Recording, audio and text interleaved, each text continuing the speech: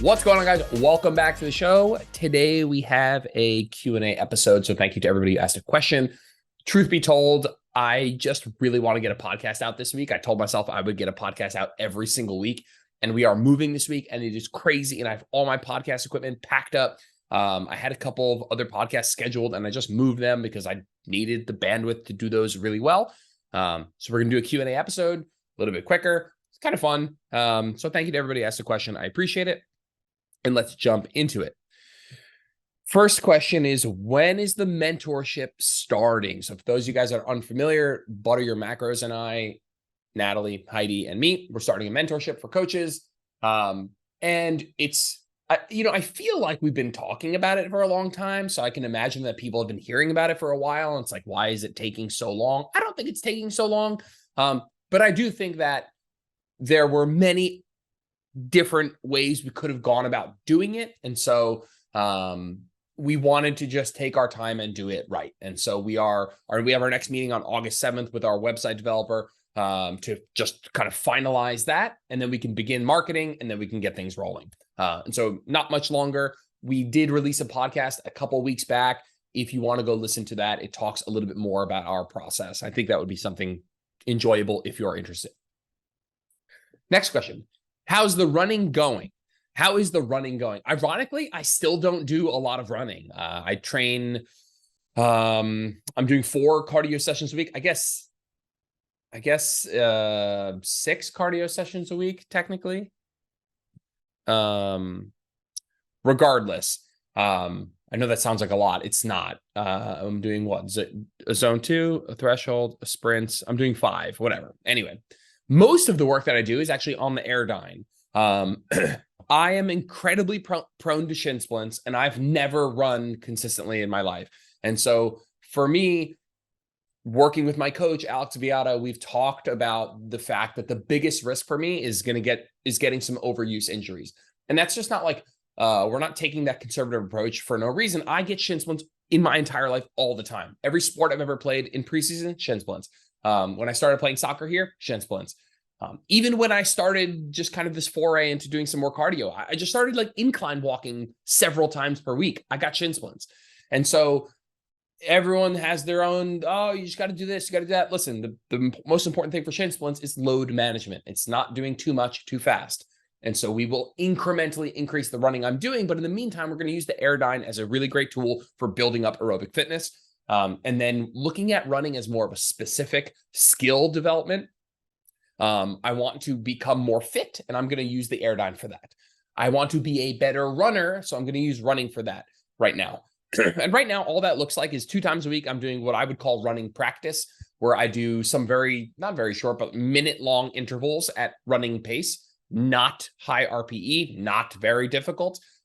Essentially, like if you wanted to get better at doing an RDL, maybe 3 times a week, you go down and you load up 50% of the weight you can use, and you do, 10 sets of 3, and just doing the repetitions, going through the motions helps you build those motor patterns so you become more efficient at that movement. And that's what I'm really thinking about when I'm thinking about running for now. But we were just talking on our last call that we are going to increase the amount of running that I'm doing at some point. At some point, we have to run a little bit more. And so that's something that we'll begin doing probably once I get to North Carolina next week. Next question, will you ever start a hybrid training group? Wow, a lot of questions on the cardio. Will I ever start a hybrid training group? So hybrid training referring to doing cardio or pursuing cardiovascular adaptations and resistance training adaptations. So doing hypertrophy training and cardio at the same time. I'll level with you guys. I spent the better part of the last decade learning everything I can about hypertrophy training. Along the way, I've picked up things on powerlifting and picked up things on Olympic lifting and picked up things on not really cardio and not so much athletic training, I guess, if we're being fair. But my bread and butter is, hey, I want my joints to feel good. I want to build muscle. I want to get stronger, right? That's my bread and butter. Hypertrophy training, muscle building. It's funny. I think of hypertrophy training and joint friendly training, like not 100% synonymously, but there's a ton of overlap. And so, yeah, that's been my bread and butter. Recently, in the last like 6 months or so, I've been working with Alex Viada in more of like a mentorship situation where I really want to learn more about endurance exercise and ultimately about hybrid training. I'm not interested personally in just doing endurance training as a pursuit and doing only a tiny bit of lifting to potentiate that endurance exercise. I'm interested in doing both. I'm interested myself in doing both. I'd be interested in teaching both. I'd be interested in helping others do both. However, I've had this question several times now, and I think wow, I cringe giving myself a compliment. That I really just full stop there. I was gonna say I think I'm a decently sharp guy, you know, like I'm picking this up. I'm really enjoying it. However, there are just better places to go for this right now. I'm not ready to teach this yet. And so I really hope in the next several years that this is something I do. I have a hybrid training group. I coach more people on hybrid training. If you want to run a marathon, I have a client, Sarah Clark, amazing, also has her own podcast, great coach, running a marathon and says, I want to run a marathon. I want to keep all my muscle. I want to run a marathon. I want to stay strong. I want to get better at both. That's what we're working on right now. And it's fascinating and super fun. And I hope that that's something that I do more of. Anyway, long story short, I would go somewhere else for this. I'm just not ready for that. I feel there's definitely some imposter syndrome. That's not even, I don't even deserve imposter syndrome yet. I would just go to people who have been doing this for their life. I would go to people like my coach, Alex Viada. I would go to people like Alyssa Olenek. I would go to people like Alec Blennis, somebody I've just followed on Instagram recently the last couple of months. Love him, really smart dude. All three of those people, amazing. And there are plenty more. But I would go to somebody who this is their bread and butter.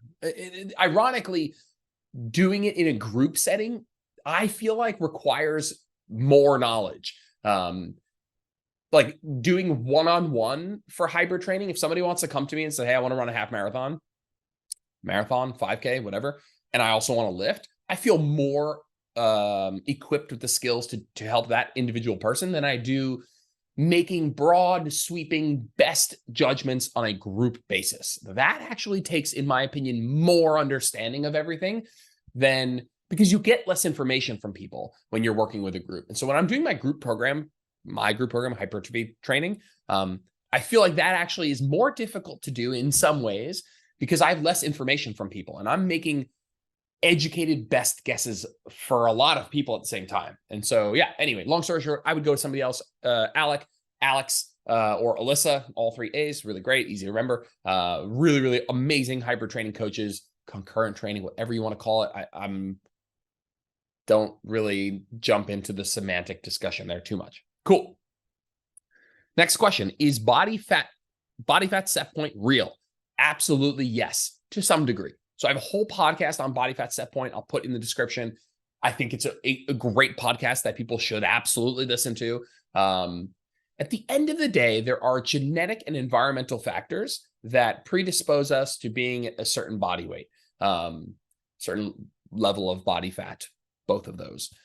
We have genetic factors that predispose us to eating more, to moving less, and having higher or lower BMRs, having slightly faster, slightly slower metabolisms. Those are kind of similar things, but there's a lot of subcategories underneath the word metabolism. And so genetically, we're very different. Genetically, there are people who, will be able to maintain a leaner physique more comfortably. And genetically, there are people that won't be able to. There's also environmental factors, though. Things that are in your control, like some of the decisions you make on a daily basis, but also things that you didn't necessarily decide, like where you grew up and the environment you grew up in and the household you grew up in and the people that you were around and what your parents' beliefs were. And when you combine the genetics and environment, there seems to be a range for most people where they can be most comfortable. I think it's the dual intervention model that you'll hear me talk about on the Set Point podcast, where essentially we have a situation where we have these kind of genetic. Yeah, again, I want you guys to think of Set Point as it's not firm, hard lines. Oh, I can't go over this many pounds or I can't go under this many pounds. It's not like that. It's more of a heuristic, a way of understanding this idea of, hey, when I get below a certain body fat level, I start to not feel very good. I see exponential increase in hunger, exponential increase in fatigue. And those signals are my body basically not enjoying being this body fat and wanting to increase body fatness. And there's also kind of more of a set point on the upper end as well. But within that range, within the range that your genetics kind of predispose you to, we have a lot of control. And so that's why we said it's dual intervention, because there's a high and a low, but there's an environmental and a genetic factor. Long story short, we have genetic factors that predispose us to higher or lower body fats that probably give us a wide range of comfort level in terms of body fatness or body weight. Within that, though, we have a lot of control. Not everybody has the same amount of control and the same responsibilities in life. I'm not trying to make it the same 24 hours in a day. I'm just saying that there's likely going to be people in your life that can maintain a level of physique that is, if everybody on planet Earth is 10% body fat, let's use men or women. Let's say every woman on planet Earth is 15% body fat. They will feel all incredibly different. Some people will feel incredibly fine. Some people will be super, super hungry. Some people super, super tired, and everywhere in between. And so it's important to understand those. I think this Body Fat Set Point podcast is one of the most underrated podcasts I've done. I definitely think it's incredibly important for people along their own individual journey. Next question. Did you sell your espresso machine? I have not been posting a lot of my coffee content.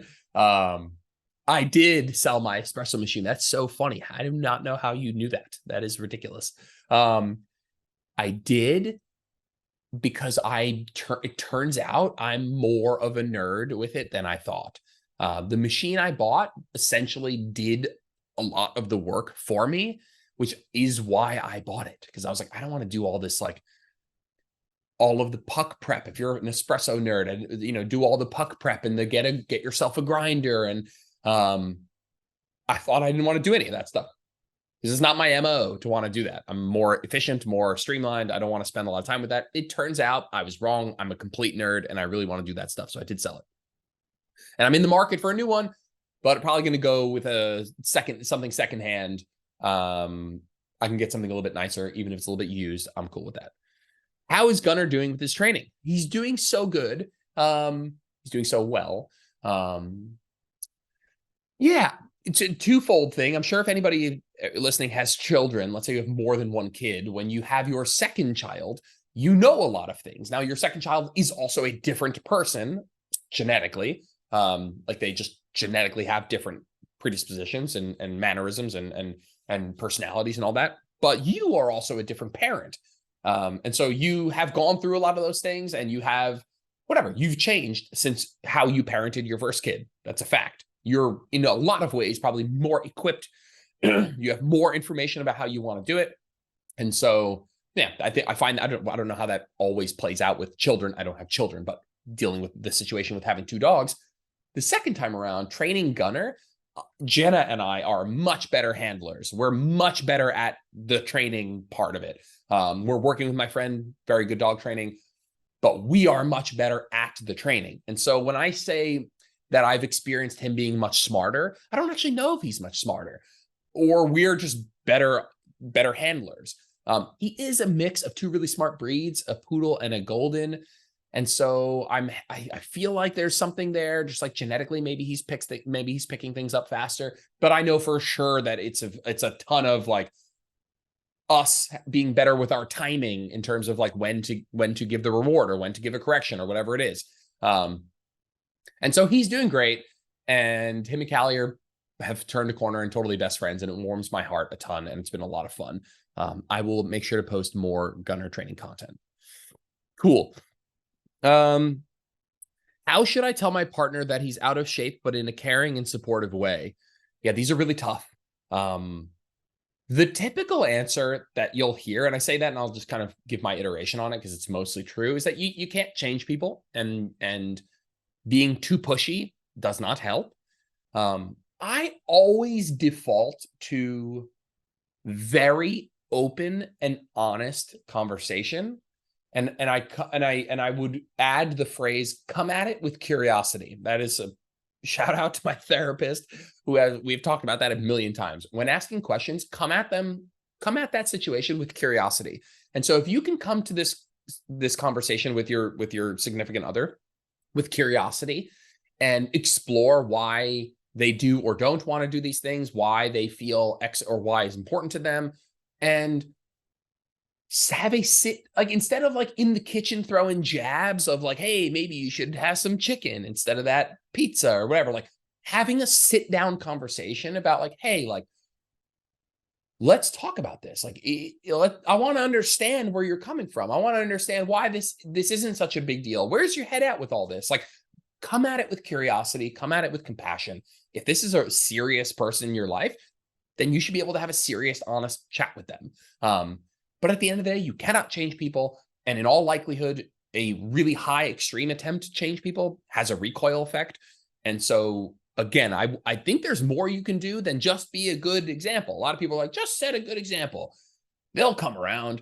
I think you can do that, but you can do a bit better. I think you could do more. I think you can have an honest conversation with people if you come at it with curiosity, if you come at it with compassion, if you're not attacking somebody, if you just aim to understand more. I think that that's a really great way to come about it.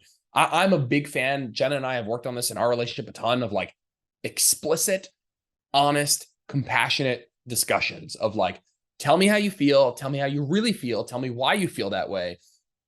No judgment, just seeking to understand one another. And when you come at it with that approach, you have a better chance of actually getting somewhere, I think.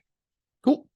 Next question. I know imbalances are normal when it comes to strength, but is there a way to balance if it's aesthetically noted? Yeah, I said that right. That was weird. It came. You ever say a word and you're like, nah, that doesn't sound right. I wanted to put another S there. If it's aesthetically noticeable, example, right quad noticeably larger than left. So I'll tell you right now, maybe I can actually do this in my left arm, this arm, you guys are missing out. If you're not on YouTube, my left arm is noticeably bigger than my right arm. If you look, my left pec bigger than my right pec, my left lat bigger than my right lat. And I say noticeable. It's noticeable if I tell you and if I flex.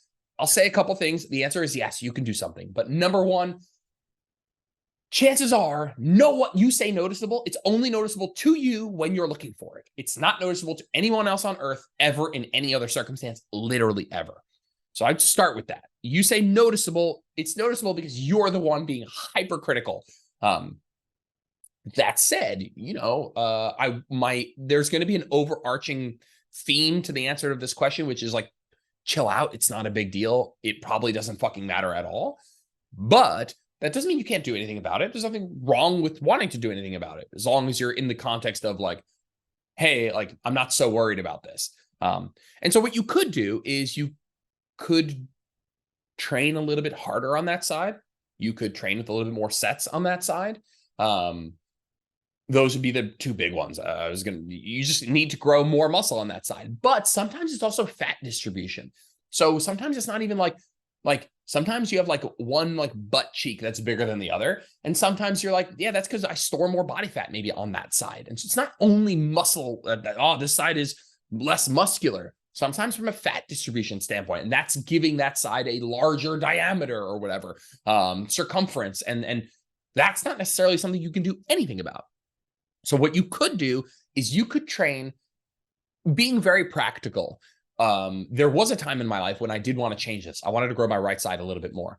And so what I would do is on all my unilateral work, I would do an extra set on the right side. And I did that for a while. And it made no fucking difference whatsoever at all. I actually have a friend of mine, Brian Borstein, he's been on the podcast a million times. He trained one arm and not the other, biceps and triceps, for 6 months, and the other side, nothing. And it made basically no difference whatsoever. Now that has some confounding variables that might not apply to your situation. But a very practical thing I might do is take all your unilateral work and do an extra set on the side that you want to grow a little bit more and see how that goes. Does that side recover well enough that you can keep doing this? That would be what I would try. I wouldn't add an extra exercise. I wouldn't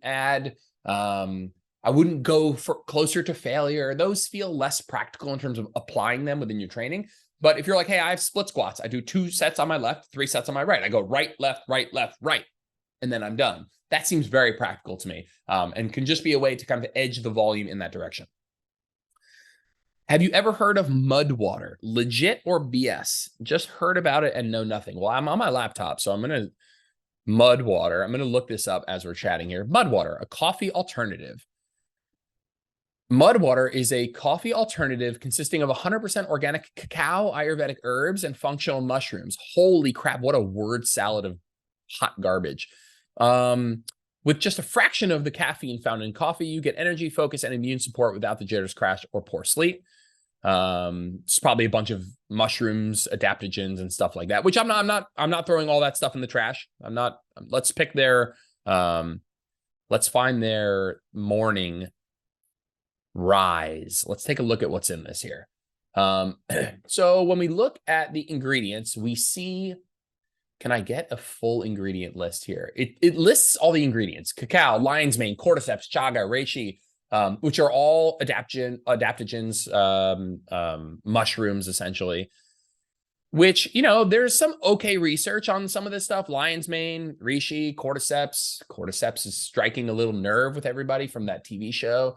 What was that TV show? It wasn't that good. Everyone loved it. I gotta tell you, it really wasn't that good. The Last of Us, it really was not good. I'm gonna get some hate. It just was not good. Okay, let me take one last look. So here's my issue with it, guys. My issue with something like this mud water thing is that it 100% will not give you the energy boost of caffeine. It just won't. I don't think these mushrooms are useless, but a couple of things. I don't love this company because it is a proprietary blend. And so when you look at this, it just says ingredients and then lists a bunch of ingredients. I don't know how much of each thing. And maybe, hold on. I am wrong. Okay, let me take that back. I'm actually impressed. It tells you exactly how much of each mushroom is in the serving. That's great. Let me be clear. There's actually another question on here about greens powders. And what I would like to say just on this, I don't know how much time, if I'm going to get through all the questions, is do not use supplements that use proprietary blends. Just categorically, no more proprietary blends. If you see a proprietary blend, you don't buy it. Not on a supplement, not on anything, not on a multivitamin, not on a protein powder, no proprietary blends. What that is just them not having to tell you how much of each ingredient is in there. If they made a really good product with enough of the ingredients in there, they would tell you. And so this is telling you. I would not, this is a very much fringe supplement, let's just say. This is not in a tier 1. This is not in a tier 2, probably. I don't think this is so bad. 30 servings for $40. It's not terrible if you subscribe. 30 servings for $50 it's $1.67. It's a bit expensive. This is not replacing your coffee, period, full stop. If you are a believer in some of these adaptogens, I think this is actually not bad, but I would have to check these dosages. So for me, I would say, okay, there's 1.9 grams of cacao. There's 0.56 grams of lion's mane. I would want to look up what sort of research is on lion's mane and what sort of dosing was used. So I can't really comment on the dosages here. I'm happy that I'm seeing them here. 0.56 grams of reishi, 0.56 grams of chaga. But I want to look at whatever research we have on these is very weak, first of all. But if it's like, hey, they're using 10 grams of reishi and they saw a positive effect on sleep and relaxation, and these people are using 0.56 grams, then obviously that's an issue. Cool. Never heard of this product. What are you looking forward to most about your new city? Ooh. I'm not saying I'm not looking forward to anything about my new city, but I'm mostly looking forward to the area that we're going to and the change in lifestyle a little bit. We're in an apartment complex here, and I'm kind of at my wit's end with being in an apartment complex. Too many other people around, frankly. Too many people's dogs shitting all over the complex and not being reprimanded. Too many people down at the pool, which is like right in front of my balcony here, like getting wasted on the weekends and being super mega loud. And it's a nice community, but it's kind of just slowly gotten worse, I'd say. And so I'm really looking forward to being in a house. We live on the 4th floor. We have an elevator, but we live right next to the stairs. So I take the stairs up and down, which is fine. I like that from an exercise perspective. But with Gunner, we take him out like many times per day as part of like a potty training protocol. And it's just fucking annoying going up and down the stairs. I'd like to have a backyard. I can't fucking wait to have a backyard. I can't wait to just walk out my door and go on a really nice walk. When we want to go for a walk here, we have to walk out of the complex and then go for a walk. And again, these sound like little things, but this is a big part of my day-to-day life.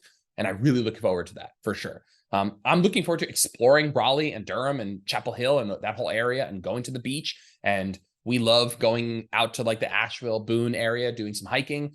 That's like a 3-hour drive, but I see us doing a lot of weekend trips there. So very excited. Smoky Mountains, Blue Ridge Mountains. I'm excited for some not 150-degree weather. All in all, I'm excited for the lifestyle change more than anything else. Austin is a great city. And so, moving to Raleigh, I actually think Austin's probably like head to head from just being in the city perspective. Austin's probably, it's not fair. I've never lived in Raleigh, but my bet is that it's not like I'm going to Raleigh because Austin's not great. Austin's awesome. So yeah, mostly excited for a big lifestyle change, being, a very short flight or a 7-hour drive from my family, which I don't mind long drives. That to me does not scare me. Like being able to go up and see my family if I want to is nice, and vice versa. And so we're very excited for more of that lifestyle change. Cool. What is the minimum number of steps or minutes of activity on a day when you just can't do a regular workout? I'm not sure I would look at it this way. I don't think I would think of it this way at all. What's the minimum number of steps or minutes of activity on a day when you just can't do a regular workout? Just don't worry about it so much. This is like, you're really in the weeds here. And I just wouldn't think about it so much. You can't do a workout. Do some combination of do what you can and don't fucking worry about it. It's just one workout. Just go for a walk or something. Like, or if you can't do your workout because you're busy doing something else, it's not a big deal. Like, this screams the need to zoom out. Just zoom out. It's just one workout. It really doesn't matter a whole lot. I'm supposed to do legs today, but I just got invited to play in a soccer game and I'm moving in a couple days and I want to play with my friends and I can play. So I'm going to go. And guess what? I'm going to skip my leg workout. I'm literally just skipping it. I'm not doing it tomorrow. I'm not doing it later. I'm not doing it now and then playing later. I don't like doing that. I'm just skipping it. And guess what? It's going to be totally fucking fine. No one's going to notice that my legs look any different. So anyway, whatever. I don't want to rant on it too much. You could do what you want. You could go for a walk. You could, as far as like steps per day, just shoot for an average across the week. 8,000 on average daily. Some days higher, some days lower, just like your calories on average in a ballpark of active enough to maintain my weight or lose weight or whatever your goal is. So I really just wouldn't think about it this way. It's just one workout. It's not like, oh my God, I can't do my full workout. So now I have to meet some other really strict movement requirement. You don't. Like, hit an amount of steps on average per week. You're going to do just fine. Don't worry about one workout. Next question. Can cardio be overused in fat loss phases? How much is too much? Very simple answer. The answer is yes, it can be overused. What does overused look like? Overused looks like you doing an amount of cardio, so a duration, like an amount of minutes of cardio, and at an intensity level that when you combine those two, duration times intensity, so how much are you doing, how hard are you doing it, you feel super fatigued all the time, super tired, irritable, signs of overreaching, not recovering, not sleeping well, always tired, always irritable, always hungry. And so there is no such thing from a metabolic perspective that you're overdoing cardio. But if I have a client who's like getting like 16,000 steps, but can never hit her calories because she's always tired or he's always tired, because of all this cardio, that's when it can be a downside. Like, there's no such thing as I'm doing so much cardio that it's having a negative impact on the end result. It might have a negative impact on how you feel, which might have a negative impact on your overall ability to adhere to what you need to do in terms of maintaining a deficit. So there's no like, oh, I'm doing so much cardio that like now I'm not losing fat because of some weird metabolism thing. Like, that's not really a thing. Yes, the more you do, the less you burn. Wow, that's a statement people will run with. You just become more efficient. So going from 5,000 steps to 10,000 steps, let's say it gives you an extra 400 calories. I made that up. So it's 5,000 steps, 400 calories. If you go from 10,000 to 15,000, you don't get 400 more calories. You get less than that. So becoming more efficient at what you're doing, you're burning a little bit less calories. So that's true, but still, technically speaking, just because there's a diminishing returns doesn't mean there becomes a point where it becomes a downside. outside of the cardio makes you so tired that you can't do what you need to do. Do you have a time frame for adding hybrid programming? I answered that one, so definitely scroll back or listen back to my answer there. Personal opinion, better to load up one trip of groceries from your car for the gains or multiple trips for the steps? Oh, interesting. It's one trip and it's not even for the gains, it's for the ego, man. One trip for the ego. Like, I ain't going back for 2 trips. Crazy. One trip, cutting off all the circulation in both my arms, 100% straining a trap for the ego, not the gains, for the ego. But yeah, I'm definitely a one-trip person. Also, I live in an apartment complex, so the idea of going back out to my car, even if it's down the elevator, like the whole process just takes too much time. So it's one trip or bust for sure. Curious about how long it takes for noticeable results from taking creatine. That's funny. My answer is never. Like, I would never expect noticeable results. And the funny thing is, I am on team creatine. I think creatine is like the safest, most well-studied, and likely a supplement that we can be very sure does something. And that's not all supplements. A lot of people take supplements that don't have a lot of research that they do anything at all. Creatine does. It does something. But it's not a game changer. It's not even remotely close to a game changer. Creatine is the kind of thing that you take every day of your life and you never think about. You trust that it's doing something in the background. It's like hey, how long after starting to take a multivitamin should I expect to feel better? Never. You know, if you take a multivitamin, you're taking it because you have some blind faith that it's doing something in the background. That's how you think about creatine. You take creatine, you know that it does work, doesn't have any downside, and you just take it every day and you don't ever think about it. So I would not expect that. Now, if you start taking creatine, you will get what's called fully saturated with creatine within about 28 days. So within a month. If you do a loading phase, within about 7 days, but I don't recommend doing that. So after about 28 days of taking creatine, you can expect to feel and see all of the benefits that you would see and will see for the long term. And so that is to say, not much, because it doesn't really do a whole lot, but it does do something in a tiny amount. And so you kind of just take it, hope it works, but you certainly don't have any expectations in terms of being like, oh yeah, I just started taking creatine, I feel much stronger. That ain't gonna happen for sure. What's the deal with lengthened partials versus 1 1/4 reps? And so we are in the age of lengthened position work. I just did a Zoom with my group where we went over the basics of lengthened position, resistance profile, moment arms. It's like very simple stuff. I'm trying to identify where the lengthened position is, that sort of stuff. Essentially, training a muscle in a more lengthened position or challenging it in the lengthened portion of the rep, the lengthened portion of the exercise, both good for hypertrophy. And you can do that in a multitude of ways. Sometimes you can't change the resistance profile of an exercise. I might lose some people here, but when you're doing, let's say, a lat pull down or upper back pull down, whatever, you're doing like a wide grip pull down, there's nothing you can do to that machine to make it harder in the lengthened position because you're dealing with the cable, and the cable weighs the same throughout the whole length of the movement. In fact, technically speaking, cables are actually harder in a short position, whatever. So there's nothing I can do to the way I'm setting up the movement or the characteristics of the weight I'm moving to make it harder in a lengthened position. If I take that weight and I pull it down, it weighs the same at the bottom as it did at the top. And so there's no real way for me to make that more challenging in the lengthened position. I would rephrase that to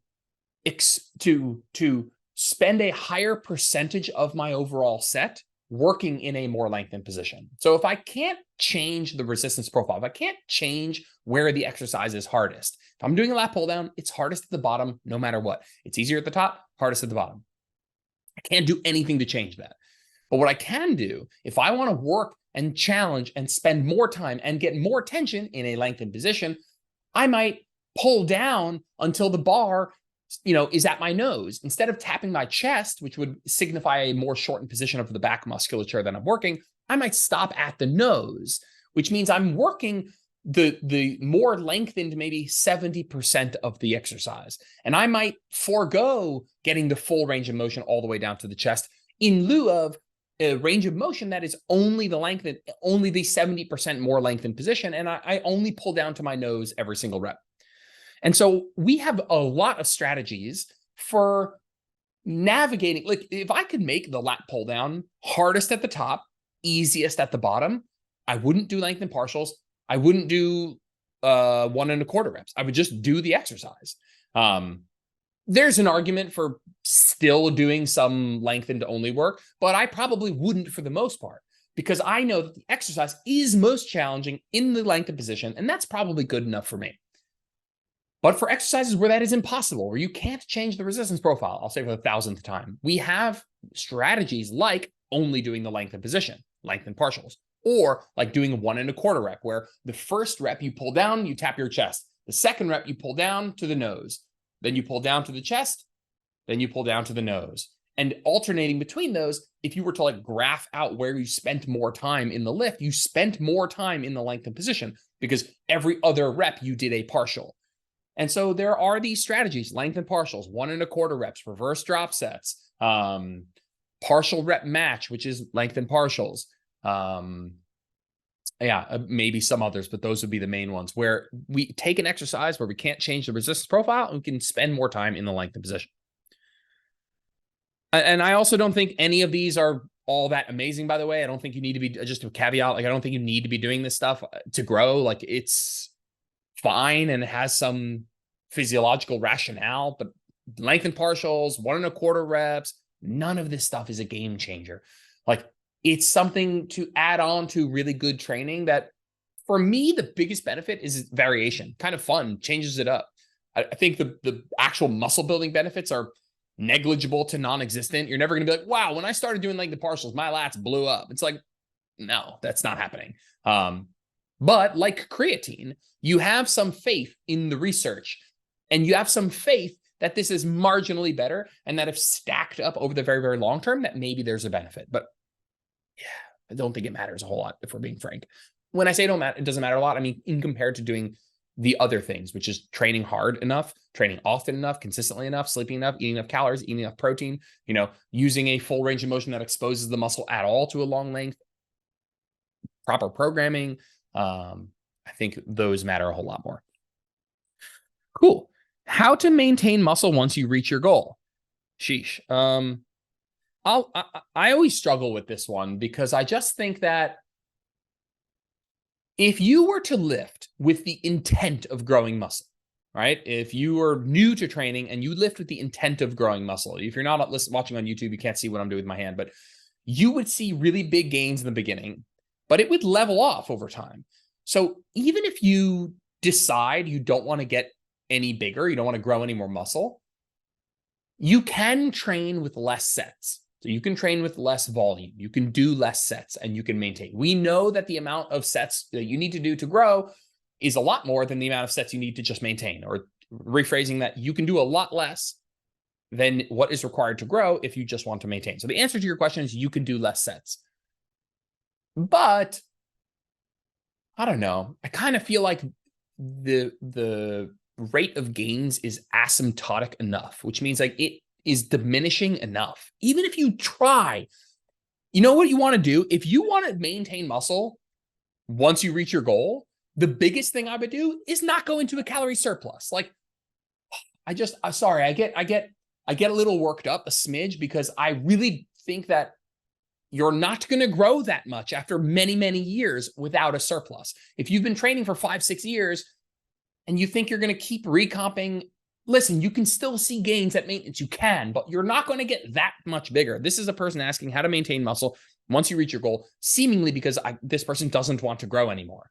And I just think that the biggest thing that this person can do is not go into a surplus. Yeah, you can train a little bit less. 100%. You totally can.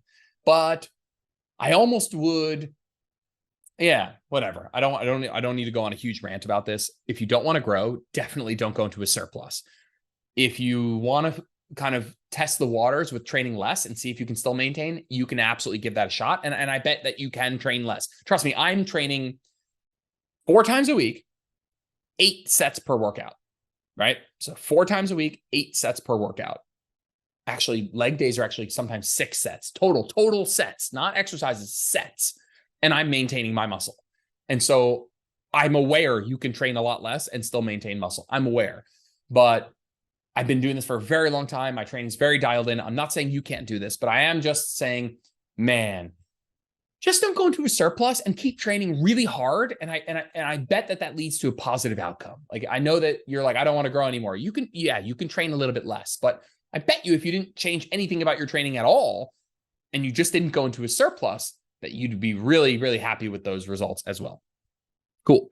Steps, should I average over 8K per day for the week, but 2 out of the 7 days are less? Sorry. So basically this person's asking, I average over 8K per day for the week, but 2 out of the 7 days are less than 4,000. Should I try to adjust or it's okay? Very simple. It's totally okay. It is the exact same outcome as you getting 8,000 per day versus you getting 10,000, 6,000, 10,000, 6,000, 10,000, 6,000. It's the exact same thing. Average when it comes to your movement and it comes to your calorie intake, when it comes to your calories out and it comes to your calories in, these things work on an average, whereas protein probably works more on a day-to-day basis, just because the time after eating protein where you're seeing the benefit is like every 4 to 6 hours. It's not like you can, whatever, we don't need to go into the protein. We didn't talk about that now, but there's a difference between eating 200 grams of protein and 0 and 200 and 0 and 200, 0 versus 100, 100, 100, 100. Whereas if you do that with calories where, you're moving more, 10,000 steps, 6,000 steps, 10,000, 6, 10, 6, that's the same as 8, 8, 8, 8, 8. So averages when it comes to calories, averages when it comes to movement, for sure.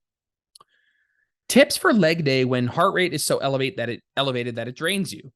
My advice would be to try and identify the exercises where this happens and see if you can maybe lower the rep range a little bit. I doubt cardiovascular system is a big player when you're doing 6 to 8 reps of RDLs or 6 to 8 reps of split squats or 6 to 8 reps of back squats or 6 to 8 reps of, but I bet you if you're doing 12 to 15 reps of lunges, 12 to 15 reps of squats, 12 to 15 to 20 reps of RDLs, fuck man, cardiovascular system is going to be pumping. The second thing I would do, so I would identify the exercises where you're feeling cardiovascular system is jacked up, and I would try lowering the rep range a little bit. Second is I would rest longer. Rest longer. I don't care if you're in my group and I told you to rest 3 minutes. In my home gym in 105-degree heat in Texas, I'm resting 5 minutes between lat pull downs or something. Now you don't need to be me. You could say I'm being lazy or I'm stretching that unnecessarily, but rest longer. I don't want your cardiovascular system to be a limiting factor in your sets, period. So choose exercises where that's less likely to happen. Then adopt a rep range where that's less likely to happen, and then rest longer so you can actually give yourself a chance to recover. Last question, types of pull-up variations to include in a mesocycle to eventually progress to pull-ups. So the 2 biggest things you can do if you want to get better at pull-ups, there's 3 things you need to do. Number 1 is get a really fucking strong back. And I mean a really strong back. Don't even think about doing pull-ups. Just think about getting a really strong back. That means pulling on a wide range of angles, pulling from overhead, pulling from horizontal, pulling from somewhere in between, and getting really fucking strong at all of them.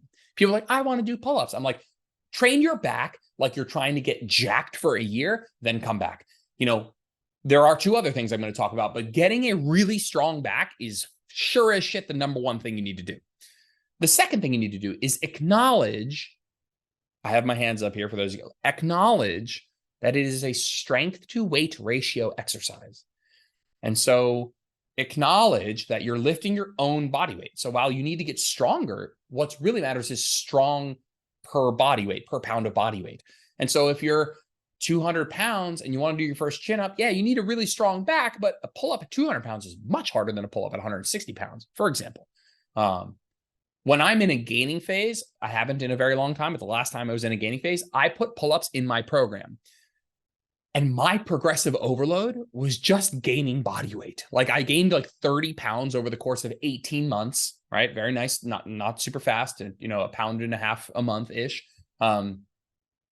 And all I did was kept doing pull-ups, and my reps didn't go up by very much because my body weight is going up. And that was my form of progressive overload. So you have to acknowledge that it's a strength to weight ratio exercise.